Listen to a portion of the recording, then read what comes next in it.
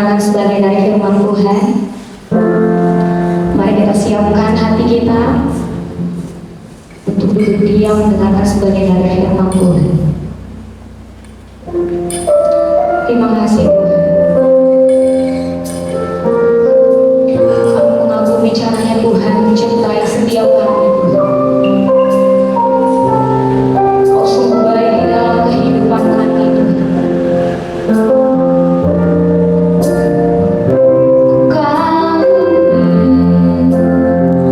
Caramu mencintaiku, kau ada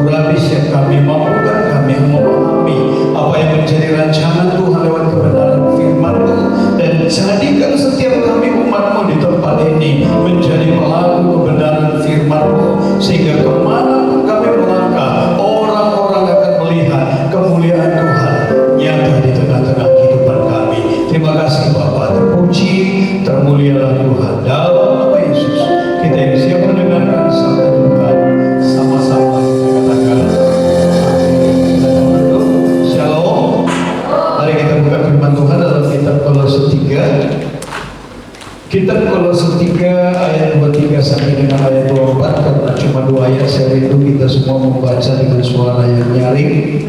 Kolose 3 ayat 23 sampai dengan ayat 24. 2, 3, iya. Apapun juga yang kamu perbuat, perbuatlah dengan senang hatimu seperti untuk Tuhan dan bukan untuk manusia. Kamu tahu bahwa dari Tuhanlah kamu akan menerima bagian yang ditentukan bagimu sebagai upah. Kristus adalah Tuhan dan kamu hambanya. Firman ini mengingatkan apapun juga yang kamu perbuat. Berarti dalam segala sesuatu di tengah-tengah kehidupan kita, sesungguhnya kita sedang melayani Tuhan. Jadi sekali lagi, apapun, berarti di tengah kehidupan keluarga kita, di tengah studi kita, di tengah pekerjaan kita, di tengah-tengah pelayanan kita, apapun kata Tuhan yang kamu perbuat, perbuatlah seperti untuk Tuhan. Dan saya percaya sebagai anak-anak Tuhan, kalau kita paham bahwa segala sesuatu yang kita perbuat itu adalah untuk Tuhan, maka firman Tuhan tadi katakan, lakukan semua itu dengan segenap hatimu. Kenapa firman Tuhan tadi mengingatkan lakukan semua dengan segenap hatimu seperti untuk Tuhan, bukan seperti untuk manusia. Jadi dengan segenap hati, maka saya percaya apapun yang dipercayakan oleh Tuhan kepada kita, maka kita akan lakukan dengan sungguh-sungguh. Saya percaya kita akan lakukan dengan loyalitas yang tinggi. Saya percaya kalau kita mengerti, maka apapun yang kita perbuat, kita akan kerjakan dengan totalitas di dalam kehidupan setiap kita. Dan perhatikan di ayat 24 yang tadi dikatakan, dari Tuhanlah kamu akan menerima bagian yang ditentukan bagimu sebagai upah. Upah dari manusia itu terbatas, tapi tanpa kita sadari seringkali yang kita kejar adalah upah yang datangnya dari manusia. Upah yang datangnya dari manusia sekali lagi itu sangat terbatas. Bisa berupa pujian, bisa mungkin berupa amplop, bisa berupa hal-hal. Sekali lagi semua sifatnya adalah sangat terbatas. Tetapi kalau Tuhan yang mengangkat hidup kita, apa yang tidak mungkin itu menjadi mungkin dalam hidup kita, maka rasa kagum kita akan berubah. Itu tiap-tiap hari akan muncul dalam kehidupan kita. Jadi sekali lagi, kalau orang dunia katakan karir, promosi, berkat-berkat, sekali lagi kita akan tahu, kalau Tuhan limpahkan, maka kita akan berkata, bukan karena kuat dan gagah, tapi semua datangnya karena Tuhan. Jadi firman tadi katakan, lakukan dengan segenap hati. Bagaimana kita menjaga, bagaimana kita terus melakukan segala sesuatu dalam hidup kita, kita lakukan dengan segenap hati seperti untuk Tuhan. Maka kita harus jaga passion kita, kita harus jaga gairah hidup kita. Sekali lagi, passion ini seringkali dipengaruhi oleh keadaan, seringkali passion kita dipengaruhi oleh orang lain. Itu tandanya kita nggak bergantung kepada Tuhan. Orang yang passionnya karena Tuhan, maka saya percaya apapun kata orang itu tidak akan mempengaruhi kehidupan kita. Keadaan di sekeliling kita tidak akan mempengaruhi kehidupan kita, karena kita tahu segala sesuatu yang kita kerjakan itu adalah untuk Tuhan. Itu sebabnya kalau orang yang mengerti apapun yang dia perbuat itu untuk Tuhan, maka di tengah-tengah apapun yang sedang dia kerjakan, dia pasti akan lakukan dengan cinta. Coba kalau orang bekerja tanpa cinta, maka dia akan lebih banyak bersungut-sungut daripada mengerjakan dengan baik. Dia akan lebih banyak melihat kepada kelemahan, kekurangan daripada mengerjakan yang terbaik dalam hidupnya. Makanya kenapa kalau istilah di kantoran itu ada I hate Monday, dia benci hari Senin. Kenapa Sabtu Minggu sudah liburan? Artinya passionnya itu bergantung kepada keadaan. Tetapi kalau kita mengerti bahwa segala sesuatu, segala yang kita perbuat untuk Tuhan, maka passionnya, gairahnya itu akan datang dari dalam hidup kita sendiri. Karena kita tahu apa yang kita lakukan adalah untuk kemuliaan Tuhan sendiri. Firman Tuhan mengingatkan dalam Roma 12 ayat 11. Janganlah hendaknya kerajinanmu kendor, biarlah rohmu menyala-nyala dan layanilah Tuhan. Lihat kata-kata layanilah Tuhan. Layanilah Tuhan bukan hanya terbatas di gereja, tetapi kita dalam segala hal di tengah-tengah kehidupan kita, kita tahu kita sedang mengerjakannya dan kita sedang melayani Tuhan. Bayangkan kalau di tengah-tengah studi kita, di tengah-tengah pekerjaan kita, orang melihat kemuliaan Tuhan.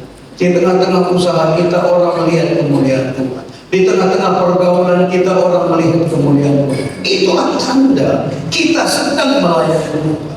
Jadi yang kedua, apa yang harus kita lakukan supaya kita boleh lakukan dengan segenap hati? Maka sebagai anak-anak Tuhan, kita harus selalu ingat akan tanggung jawab. Firman Tuhan tadi katakan Kristus adalah Tuhanmu dan kamu adalah hamba. Ini berbicara tentang tanggung jawab. Tapi banyak orang kadang-kadang lupa akan tanggung jawab dalam dirinya.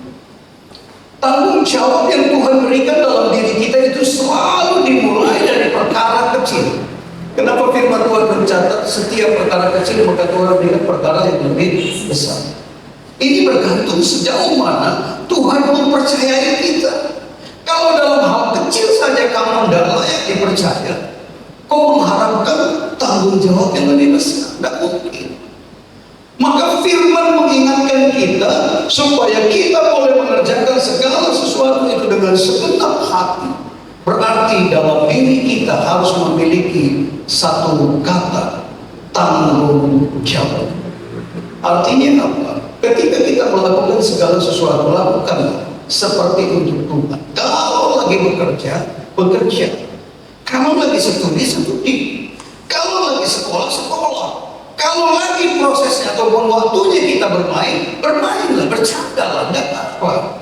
Makanya tepat pada waktunya apa yang saat itu harus menjadi bagian kita kerjakan. Itu artinya ini adalah ciri orang yang bertanggung jawab di tengah-tengah kehidupannya. Kita buka 1 Samuel 17 ayat 20. 1 Samuel 17 ayat 20 ini adalah bagaimana Daud yang Tuhan ubahkan dari gembala 2-3 ekor domba bahkan dipercaya menjadi seorang raja. Dimulai dari tanggung jawab. Kita baca bersama-sama 2-3 ya. Lalu Daud bangun pagi-pagi, ditinggalkannya lah kambing dombanya pada seorang penjaga, lalu mengangkat muatan dan pergi seperti yang diperintahkan Isai kepadanya. Sampailah ia ke perkemahan ketika tentara keluar untuk mengatur barisannya dan mengangkat seorang perang. Ada kata bangun pagi-pagi, orang bertanggung jawab itu pasti rajin. Orang yang bertanggung jawab pasti disiplin dalam hidupnya. Kemudian orang yang bertanggung jawab, maka perhatikan kata-kata, sekalipun dia dapat tugas yang berbeda, dia tidak mengabaikan tugas yang kecil tadi. Bayangkan hanya 2-3 ekor domba, kemudian papanya suruh untuk mengintai dan memberikan makanan buat saudara-saudaranya. Tapi Daud tidak lupa dengan yang domba 2-3 ekor domba tadi. Maka ditinggalkannya. Ini ciri orang yang bertanggung jawab. Apa yang menjadi tanggung jawabnya sekalipun dia nggak ada di situ, pekerjaan itu tidak terganggu. Itu orang bertanggung jawab. Kenapa kalau di perusahaan asing itu diwajibkan cuti bukan 2 hari 3 hari, diwajibkan kadang-kadang hampir 12 hari 24 hari tergantung kepada levelnya. Tujuannya cuma satu, apakah ketika kamu nggak ada, kamu mampu untuk mendelegasikan buat orang lain. Ini ciri orang bertanggung jawab. Kemudian kita akan dinilai, kalau si Antonius ini lagi nggak kerja, apakah semua pekerjaannya terbengkalai atau enggak? Bayangkan kita nggak ada, tapi kita yang dinilai. Artinya sejauh mana kita mampu mendelegasikan tanggung jawab itu kepada orang lain. Jadi firman Tuhan mengingatkan kalau kita melakukan segala sesuatu dengan sungguh-sungguh, dengan segenap hati, maka saya percaya kita adalah orang-orang yang senantiasa bertanggung jawab. Kemudian perhatikan, ini menjadi bagian kita. mengangkut muatan dan pergi. Kalau kita lihat dari sisi tanggung jawab, seharusnya Daud tidak harus bertanggung jawab terhadap apa yang ditugaskan oleh papanya.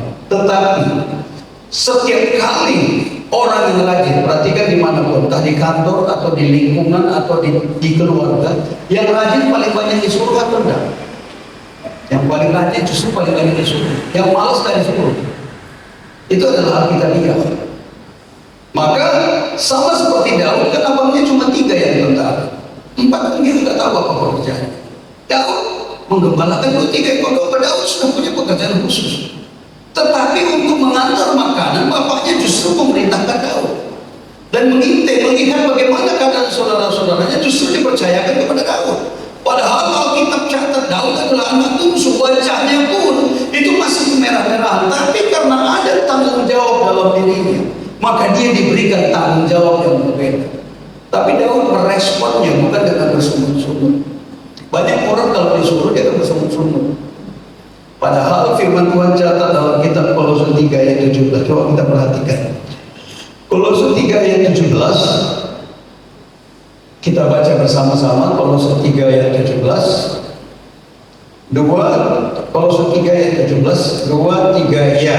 Dan segala sesuatu yang kamu lakukan dengan perkataan atau perbuatan, lakukanlah semuanya itu dalam nama Tuhan Yesus sambil mengucap syukur oleh Dia kepada Allah Bapa kita. Mungkinkah kita akan mengucapkan dalam nama Yesus kemudian kita bersama-sama?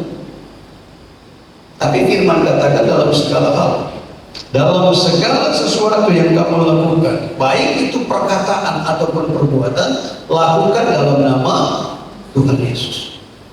Kenapa agama sepupu kita ketika dia mau minum pun dia akan mengucapkan sebuah kata yang artinya adalah dalam nama Bapaknya, dalam nama Tuhan. Kenapa kita kalau melakukan segala sesuatu kita nggak awali dengan kata dalam nama Tuhan Yesus? Ketika kita berangkat kerja, ketika kita melakukan sesuatu, pernah kita atau terpikir dalam diri kita, kita akan awali semuanya di dalam nama Tuhan Yesus. Kenapa Daud gak marah ketika dapat tugas? Karena dia awali dalam nama Tuhan Yesus. Sehingga seluruh yang dia kerjakan, dia tahu semuanya itu adalah bagi hormat kemuliaan Tuhan sendiri dalam hidup. Kemudian yang berikutnya, apa yang harus kita lakukan? Kalau orang yang mengerjakan dengan segenap hati seperti untuk Tuhan. Kemarin di FA juga saya ingatkan, maksimalkan potensi yang Tuhan taruh dalam diri. Seringkali kita menganggap bahwa kita ini sudah berbuat. Seringkali kita berpikir dalam hidup ini saya sudah bertindak. Tapi sesungguhnya apa yang kita lakukan, mungkin dari potensi yang Tuhan taruh dalam diri kita, kita hanya melakukannya mungkin 40%, 50%, tapi kita tidak pernah memaksimalkan dalam diri kita. Kemarin saya buat ilustrasinya si Eva.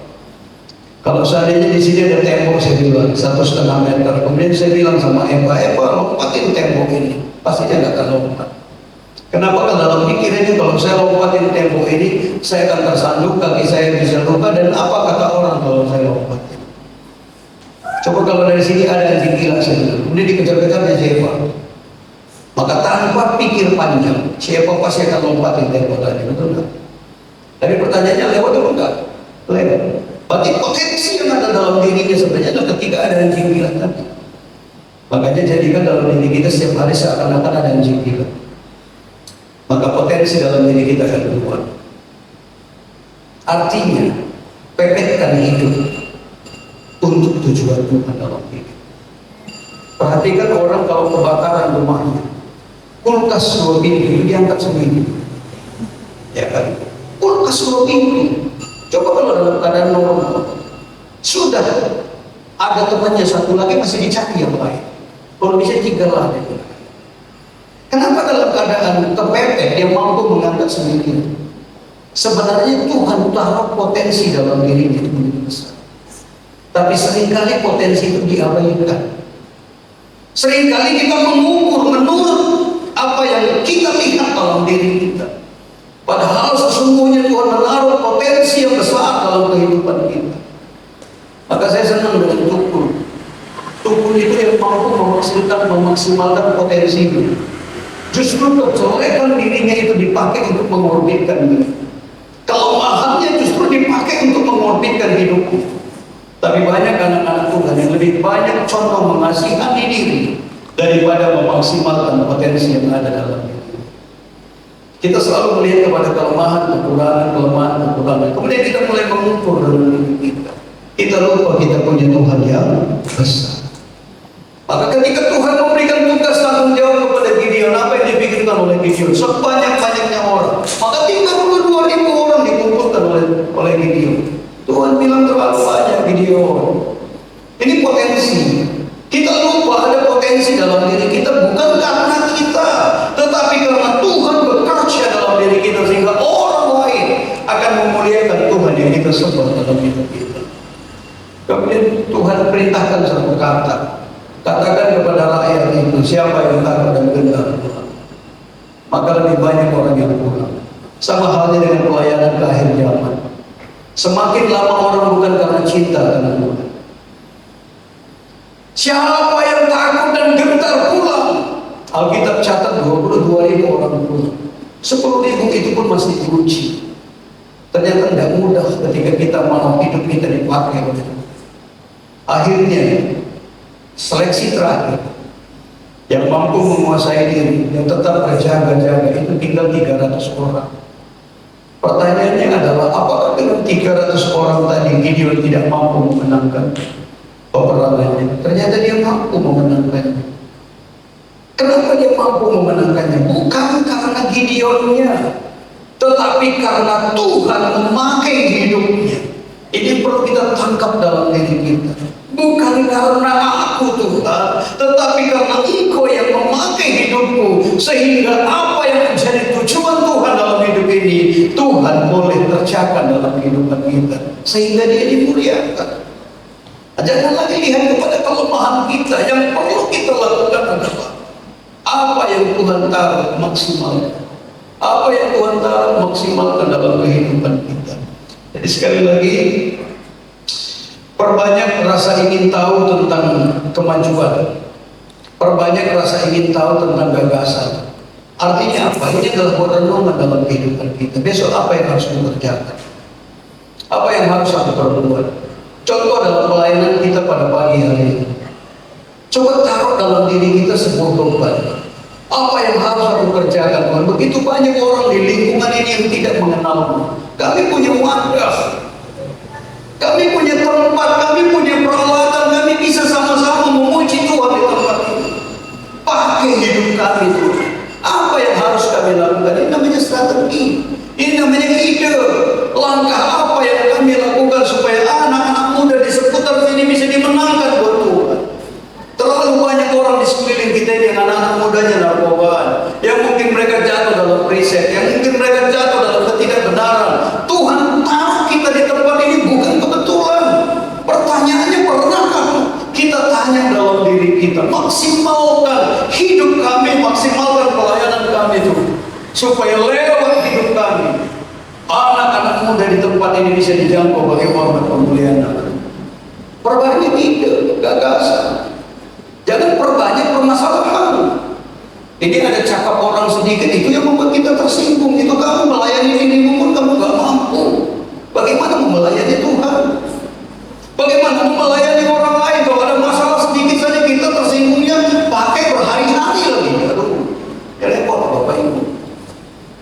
Repot. Makanya kalau kita mau kerjakan seperti untuk Tuhan. Kalau saya seringkali katakan, kalau engkau dihina oleh orang lain, kalau engkau paham firman, engkau akan bersyukur kepada Tuhan. Bukankah firman Tuhan katakan, siapa yang memberkatimu adalah Tuhan berkati. Tapi siapa yang mengutukmu, Tuhan akan kutuk. Semakin banyak orang hina kita, justru hinaan itu akan dipakai oleh Tuhan, diubahkan oleh Tuhan untuk mengangkat hidup. Kalau engkau mengerti firman. Yusuf diperlakukan tidak adil. Yusuf diperlakukan dengan cara yang hina sebenarnya. Dipisahkan dari bapaknya, bahkan dijadikan budak. Endingnya dia harus masuk penjara. Tapi kumpulan dari hal-hal yang tidak baik yang dilakukan oleh orang-orang lain itu justru dipakai oleh Tuhan menjadi media, mengangkat kehidupan Yusuf. Jangan pernah takut dengan kataan orang. Itulah artinya kita menyalipkan kedagingan kita. Ketika orang lain berlaku curang dengan kita, kita sedang menyalipkan kedagingan kita. Terima kasih Tuhan, ini waktu bagiku untuk menjadi pelaku firman dalam kehidupan. Waktunya Tuhan akan angkat itu. Kecuali kalau kau yang berbuat salah. Kalau memang salah, minta maaf, selesai.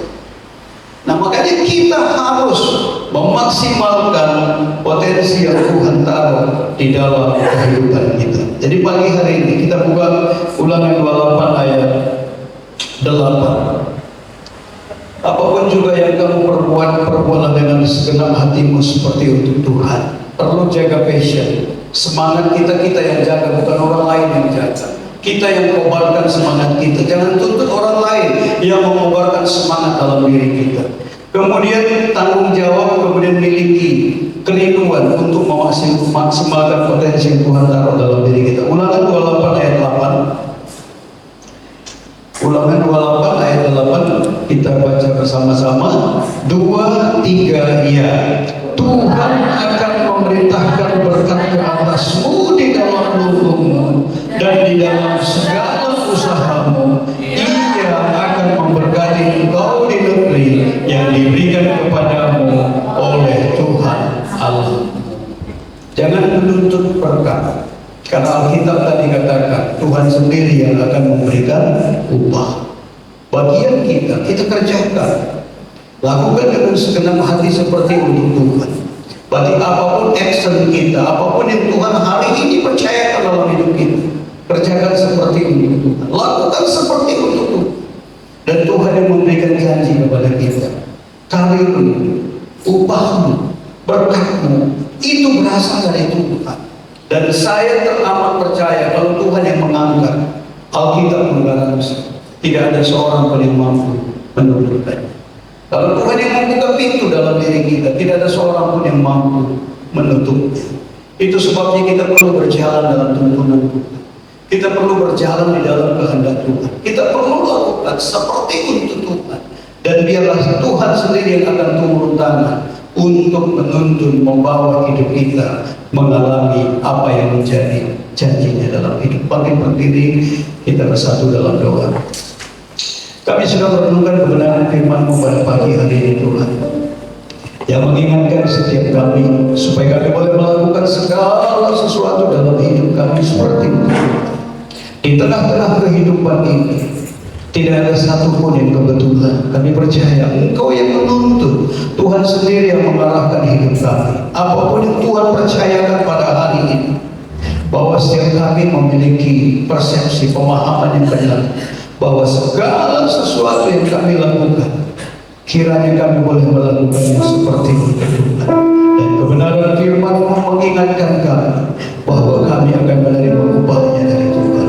Tuhan mengingatkan kami harus menjaga hati kami supaya kami boleh melakukan apapun yang kami perbuat dengan sungguh-sungguh, dengan segenap hati seperti untuk Tuhan. Kami harus menjaga passion dalam diri kami. Kami harus menjaga gairah kami. Kami sendiri yang harus mampu mengobarkan semangat kami. Sekalipun kami diperhadapkan kepada perkumpulan persoalan masalah yang ada di hadapan kami, kami tahu kami punya Tuhan yang besar. Kami akan mampu melewati semua itu karena kami tahu Tuhan tidak pernah membiarkan kami sendiri. Tuhan yang akan menolong kami, Tuhan yang akan memberkati kehidupan kami, sehingga passion kami bukan dipengaruhi oleh keadaan, tetapi iman kami yang akan senantiasa membawa passion kami untuk terus menyala-nyala mengerjakan bagian kami Tuhan. Bahwa setiap anak-anak muda di tempat ini menjadi anak-anak muda yang bertanggung jawab. Mereka tahu bahwa segala sesuatu yang mereka kerjakan sesungguhnya mereka sedang mengerjakannya bagi hormat kemuliaan Tuhan sendiri. Bahwa setiap anak-anak muda di tempat ini mengerti akan panggilan Tuhan dalam kehidupan mereka. Tidak ada satupun di antara anak-anak muda di tempat ini yang Tuhan tidak akan pakai menjadi media pembesaran nama-Mu ya Tuhan. Bahwa setiap anak-anak muda di tempat ini untuk boleh memaksimalkan potensi dalam hidup mereka. Urapan Tuhan turun dalam hidup mereka, hikmat-Mu turun dalam kehidupan mereka, kecerdasan yang datangnya dari Tuhan turun dalam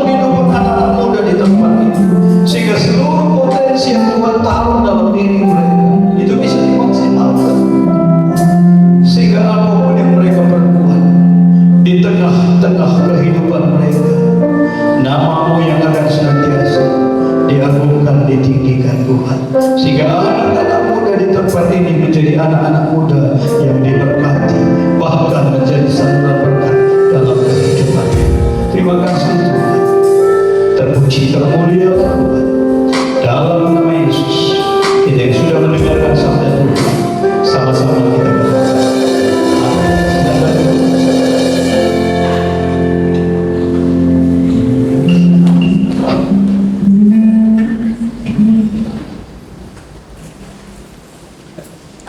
Semuanya terberkati dengan firman Tuhan, amin.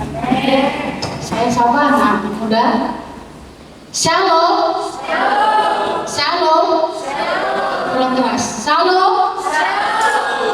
Saya cuma mau bilang, kita harus memaksimalkan ke yang ada pada diri kita. Itu sama seperti kita bilang tadi shalom itu kan lebih ada apa yang ada pada diri kita, itu yang kita lakukan. Jadi kita harus memaksimalkan potensi yang ada pada kita. Tuhan tidak menuntut waktu, Tuhan tidak menuntut berkatmu. Apa yang ada padamu maksimalkan itu. Mungkin kamu memberikan hati, mungkin dirimu mempunyai semangat yang lebih dari orang lain gitu. Itulah maksimalkan supaya kehidupan kita bisa, kalau kita sering maksimalkan cuma 20, bisa kita 100, supaya kita lebih lagi gitu. Sebagai anak muda, mari kayak ajak semuanya seperti perkataan satu malam kita harus memaksimalkan apa potensi yang ada pada diri kita. Sama seperti talenta 1 dan 2, talenta dan 3 talenta. Tapi yang talenta 1 disembunyikan, yang 2 dikembangkan, dan ketiga, yang keempat, yang kelima, yang keenam, itu semuanya dimaksimalkan. Jadi dia berlipat-lipat ganda supaya kita bisa memaksimalkan berkat yang ada pada kita gitu. Supaya potensi yang pada diri kita tidak terkubur, supaya tidak hilang gitu. Itu aja sih yang mau ucapkan. Mari kita persiapkan Tuhan kita yang melayani, silakan maju ke depan.